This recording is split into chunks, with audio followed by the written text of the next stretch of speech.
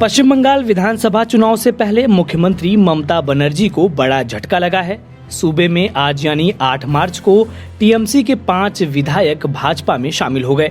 पश्चिम Bengal party के अध्यक्ष दिलीप घोष, भाजपा नेता शुवेंदु अधिकारी और मुकुल रॉय की उपस्थिति में सभी विधायक बीजेपी में शामिल हुए। ये विधायक हैं सोनाली गुहा, दीपेंद्र बिस्वास, रविंद्रनाथ भट्टाचार्य, जाटू लाहड़ी और शीतल कुमार सरदार। बताया जा रहा है कि चुनाव में टिकट नहीं मिलने से ये विधायक तृणमूल कांग्रेस से नाराज चल रहे थे।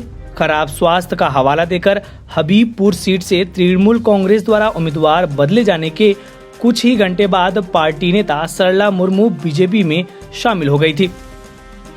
टीएमसी प्रमुख ममता बनर्जी की करीबी और पार्टी के 4 बार विधायक रही सोनाली गुहा ने पश्चिम बंगाल विधानसभा चुनाव के लिए टिकट नहीं मिलने पर रविवार को कहा था कि वो भाजपा में शामिल होंगी।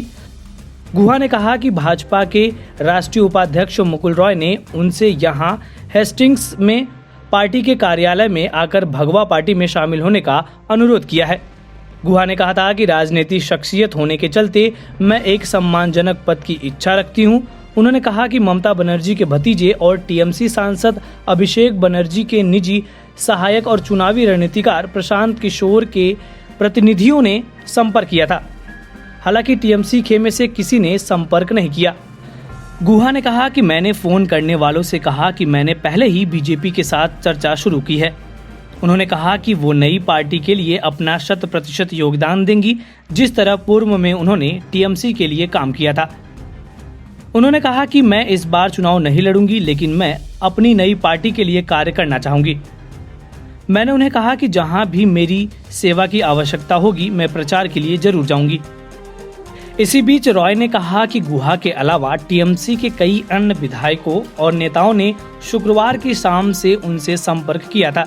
टीएमसी ने मालदा जिले के हबीबपुर विधानसभा निर्वाचन क्षेत्र से अपने उम्मीदवार सरला मुर्मू को बदलकर उनके स्थान पर प्रदीप बास्के को उम्मीदवार बनाने का सोमवार को फैसला किया। ये निर्णय मुर्मू को उनकी पसंदीदा सीट से कथित रूप से उम्मीदवार नहीं बनाए जाने के बाद उनके भाजपा में शामिल हो सकने की अटकलों के बीच लिया गया है।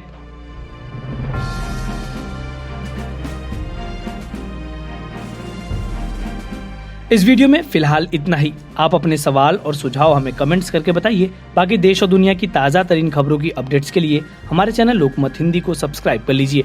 अगर आप ये वीडियो फेसबुक पर देख रहे हैं तो हमारे पेज को लाइक और फॉलो कर लीजिए।